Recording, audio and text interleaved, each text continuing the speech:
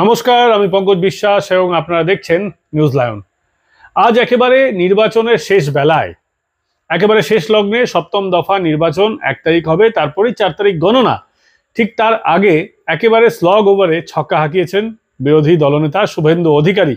তো কি এমন মহাভারত শুদ্ধ করেছেন, কি এমন ছক্কা হাঁকিয়েছেন তিনি, তা নিয়েই আজকের এই প্রতিবেদন। শুভেন্দু অধিকারী আজকে একটা টুইট করেছেন, তাতে বেশ কয়েকটা পংক্তি আছে। এই লাইনগুলো কিন্তু যে কোনো রাজনীতির শুভবুদ্ধি সম্পন্ন মানুষ, রাজনীতি সচেতন মানুষের মনটা ছুঁয়ে যাবে। কি বলেছেন শুভেন্দু অধিকারী? টুইটে তিনি একেবারে ভান্ডাফোর করে দিয়েছেন। এই যে সরকার এবং সিএসসির সঙ্গে যে নেক্সাসটা কিভাবে তারা কাজ করছে এবং তার মাসুল জনগণকে, আমাদের আপনাদের মতো সাধারণ মানুষকে এই এক্সট্রা ট্যাক্স দিতে হচ্ছে, এক্সট্রা ট্যারিফ দিতে হচ্ছে, একেবারে তোলা দিতে হচ্ছে বলা যায় বিরোধীদের ভাষায়। তো সেটা কিন্তু তিনি বুঝিয়ে দিয়েছেন। সিএসসি ইলেকটোরাল বন্ডে তৃণমূলকে টাকা দিয়েছে, তারপরে তৃণমূল সেটা একটা বড় ঘটনা চেপে গিয়েছে, যেটা এক ধরনের দুর্নীতি বলা যায়, এবং সেই দুর্নীতির তদন্ত হবে কিনা সেটা সময় বলে দেবে। তবে সিএসসি কে ইলেকটোরাল বন্ডে টাকা দেওয়ার পরেই বিদ্যুতের মাসুল নাকি বেড়ে গিয়েছে, এমনটাই অভিযোগ বিজেপির বিরোধী দলনেতা শুভেন্দু অধিকারীর। এবং শুধু সিএসসি নয়, আপনারা জানেন যে এই যে স্ল্যাবের মধ্যে হেরফের করে কিভাবে রাজ্য সরকার তাদের ডব্লিউবিএসডিএসএল যেটা তাদের এলাকায় আছে, মানে গ্রামে গঞ্জে মফস্বলে যেভাবে বিদ্যুৎ দেওয়া হয়, বিভিন্ন শহরে, এমনকি বেশ কয়েকটা শহরে বিদ্যুৎ দেয় রাজ্য সরকার, সেই সমস্ত জায়গায় তারা স্ল্যাবের মধ্যে পরিবর্তন ঘটিয়ে দাম বাড়িয়ে দিয়েছিল। এবার সিএসসির পালা। কিন্তু রাজ্য সরকারের সংস্থার সঙ্গে ইলেকট্রাল বন্ডের কোনো সম্পর্ক নেই। এবার কিন্তু এমন একটা আভাস দিয়েছেন বিরোধী দলনেতা শুভেন্দু অধিকারী। তিনি টুইটে কি লিখছেন সরাসরি পড়ে শোনাবো। তিনি লিখেছেন, কলকাতা ও বৃহত্তর কলকাতার এলাকার জনগণ, অনুগ্রহ করে ঘটনাক্রম বোঝার চেষ্টা করুন। ক্যালকাটা ইলেকট্রিক সাপ্লাই কর্পোরেশন ব্র্যাকেটে সিইএসসি তৃণমূল দলকে নির্বাচনী বন্ড, যাকে ইলেকট্রাল বন্ড বলা যায়, সে ইলেকট্রাল বন্ডের মাধ্যমে কয়েকশো কোটি টাকা দান করলো। এরপর ক্রোনোলজিটা বুঝবেন। এরপর কি হলো? পশ্চিমবঙ্গ বিদ্যুৎ নিয়ন্ত্রক কমিশনের কাছে জ্বালানি এবং বিদ্যুতের ক্রয় মূল্য সংশোধন এফপিপিসিএ সংক্রান্ত সিএসসির করা আবেদন এরপরেই গৃহীত হয়ে যায়। অর্থাৎ তারা যে দাম বাড়াবে তার একটা আভাস নিয়ন্ত্রণ, কারণ জ্বালানি এবং বিদ্যুতের মূল্য সংশোধন হলে জ্বালানির দাম তারা দেখাবে যে বেশি দামে কিনতে হচ্ছে, বিদ্যুতের মূল্য তার জন্য সংশোধন করতে হবে, ফলে বিদ্যুতের দাম বাড়বে, আপনাকে আমাকে অতিরিক্ত ট্যাক্সের টাকা দিতে হবে। সিএসসি বিপুল পরিমাণ অর্থ উদ্ধার করতে উদ্যত হচ্ছে, যার ফলে গ্রাহকদের চরম ভোগান্তির শিকার হতে হবে, এবং এই প্রক্রিয়া চুপিসারে হয়ে গেছে ইলেকট্রাল বন্ড। মমতা বন্দ্যোপাধ্যায় অন্য বিদ্যুৎ বন্টন সংস্থাগুলিকে কলকাতায় ব্যবসা করার অনুমতি দেননি এবং সিএসসি কে একচেটিয়াভাবে বাজার দখল করতে সাহায্য করেছেন। এর ফলে লাভবান হচ্ছেন মমতা বন্দ্যোপাধ্যায় এবং সিএসসি।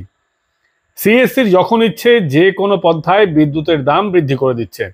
সরকার অন্যদিকে তাকিয়ে রয়েছে, কারণ ভাগের অঙ্ক চাঁদা অনুদানের মাধ্যমে ঠিক ঘরে পৌঁছে যাচ্ছে। প্রশ্ন, ক্ষতি কার হচ্ছে?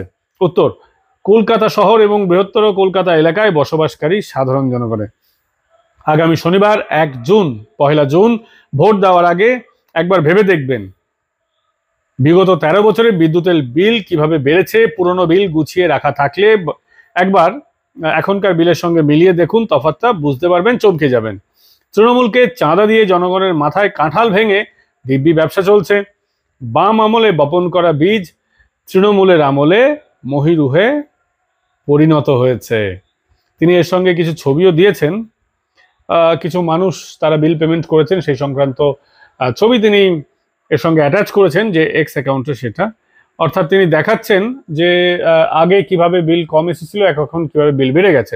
অর্থাৎ এরপর থেকে আমাকে আপনাকে যখন বিল দিতে হবে অতিরিক্ত টাকা গুনতে হবে, অতিরিক্ত টাকা গুনতে হবে। কেন? ইলেকট্রাল বন্ডে চুপিসারে ডিলটা ফাইনাল হয়ে গেছে, এমনটাই অভিযোগ, আমার নয়, শুভেন্দু অধিকারী। এবং তিনি যে অভিযোগটা করছেন মারাত্মক অভিযোগ, এর তো তদন্ত হওয়া দরকার যে ইলেকট্রাল বন্ডের মাধ্যমে সুবিধে দেওয়া হয়েছে কি না সিএসসি সংস্থাকে। এ বিষয়ে কয়েকটা কথা বলা দরকার। এই সিএসসি কে একচেটিয়া ব্যবসা করার অনুমোদন কিন্তু সত্যি বাম আমলে দেওয়া হয়েছিল। তো বাম আমলে দেওয়া হয়েছিল, খুব ভালো কথা। একটা সময় আমার মনে আছে জ্যোতি বসু এর বিরোধিতা করেননি ঠিকই, কিন্তু তারপরে বুদ্ধদেব ভট্টাচার্য তিনি কিন্তু বিরোধিতা করেছিলেন, কিন্তু বিরোধিতা করার পরেও সেই সময় কিন্তু কোনো কাজ হয়নি। কি কারণে হয়নি সেটা বুদ্ধবাবু বলতে পারবেন, এবং যারা বিশেষজ্ঞ আছেন সেই সময়টাকে জানেন, সেই সময় রাজনীতিগুলো বোঝেন, তারা বলতে পারবেন। কিন্তু মোদ্দা কথা হচ্ছে বামেরাও কিন্তু সিএসসির এই যে একচেটিয়া ব্যবসা এটাকে বন্ধ করতে পারেনি। এবং মমতা বন্দ্যোপাধ্যায়ের আমলে সঞ্জীব গোয়েঙ্কার সঙ্গে, সিএসসি যিনি কর্ণধার, তার সঙ্গে মমতা বন্দ্যোপাধ্যায়ের যে কতটা ভালো সম্পর্ক সেটা আমরা খুব ভালো করেই জানি। বর্তমানে একমাত্র এই বিদ্যুৎ বন্টন ছাড়া ভারতবর্ষে পশ্চিমবঙ্গের সমস্ত ক্ষেত্রে কিন্তু কোথাও মনোপলি নেই, শুধু এই জায়গায়।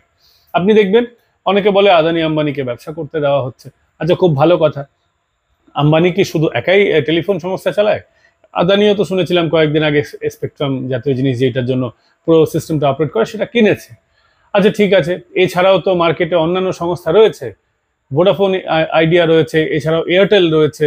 আগে আরো বহুত সংস্থা ছিল, কেউ এসছে, কেউ ব্যবসা গুটিয়ে চলে গেছে, ব্যবসা করতে পারেনি, সেটা ব্যবসায়িক কারণ। কিন্তু ভারতবর্ষে আম্বানি যেভাবে পরিষেবা দেয় ঠিক একইভাবে এয়ারটেলে তো আমরা পরিষেবা ব্যবহার করি। উঠে যাবে করছে, কিন্তু বিএসএনএল আজও টিম করে তো জ্বলছে। মনোপলি তো নেই যে শুধুমাত্র একটাই সংস্থা চালাচ্ছে। তাহলে শুধুমাত্র আদানি আম্বানিকে দোষ দেওয়া হয়, অথচ রাজ্যে গোয়েঙ্কা এইভাবে শুধুমাত্র একচেটিয়া ব্যবসা করে যাচ্ছে, এটা নিয়ে কি বলবেন? একটা গুরুতর অভিযোগ যে এই নির্বাচনী বন্ড, এই ইলেকট্রাল বন্ড, তহবিলে দান, এসবের জন্যই কি মমতা বন্দ্যোপাধ্যায় আজকে 1 দশকের বেশি ক্ষমতায় আছেন? তা সত্ত্বেও প্রায় 12-13 বছর হতে গেল, তারপরেও তিনি সিএসসি কে একচেটিয়া ব্যবসা করতে দিচ্ছেন কলকাতায়, অন্য কেউ কিন্তু এখানে ঢুকতে পারছে না। এটা কি কোনো দুর্নীতি নয়? আপনারা কি মনে করেন? কমেন্ট বক্সে অবশ্যই জানাবেন। কিন্তু এখন যে মারাত্মক অভিযোগটা উঠছে, এবার আমার আপনার ঘাড়ে কিন্তু সত্যি কাঁঠালটা ভাঙবে।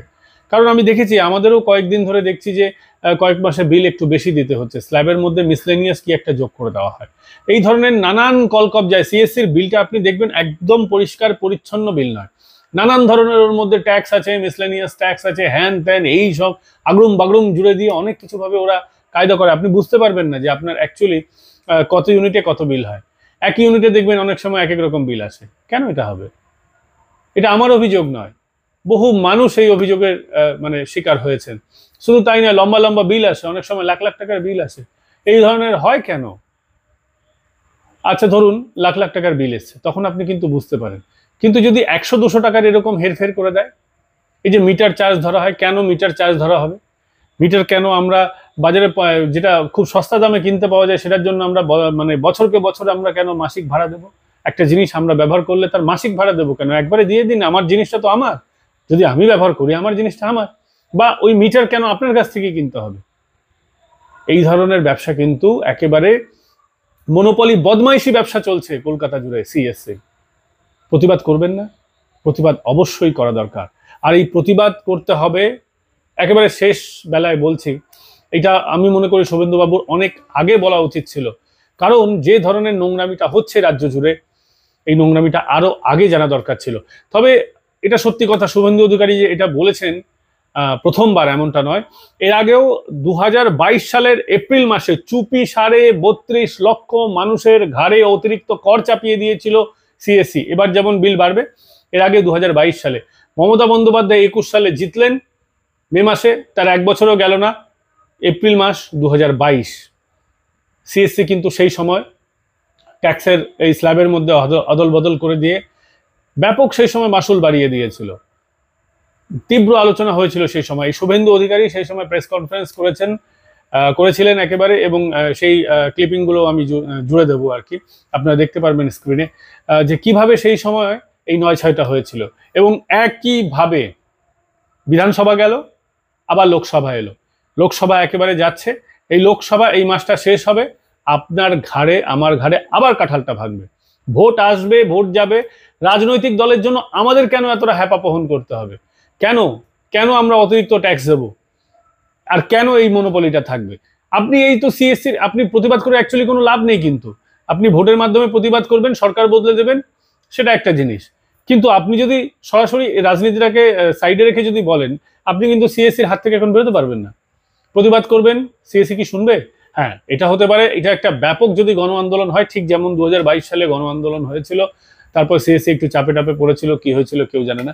কিন্তু গণ আন্দোলন যদি হয় তার একটা প্রভাব কি হবে সেটা তো একটা ভবিষ্যতের বিষয়, কিন্তু বর্তমানে আমার আপনার কিন্তু সিএসসির হাত থেকে বেরোনোর কি কোনো উপায় আছে বলুন? সিএসসি এই যে বাড়িয়ে দিল, এর জন্য ভুক্তভোগী হব আমি আপনি।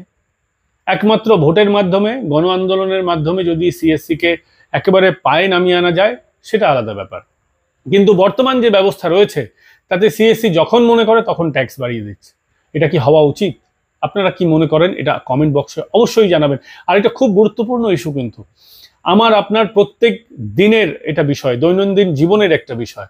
লাইট আমরা ব্যবহার করতে বাধ্য, বিদ্যুৎ ছাড়া এখনকার দিন চলে না, একেবারে অকেজো হয়ে যাবে আজকালকার যুগ। আর সেই জিনিসেই কিন্তু আমাদের পিঠে বাড়ি দিচ্ছে এই শাসক দল এবং তার সঙ্গে নেক্সাস করে সিইএসসি।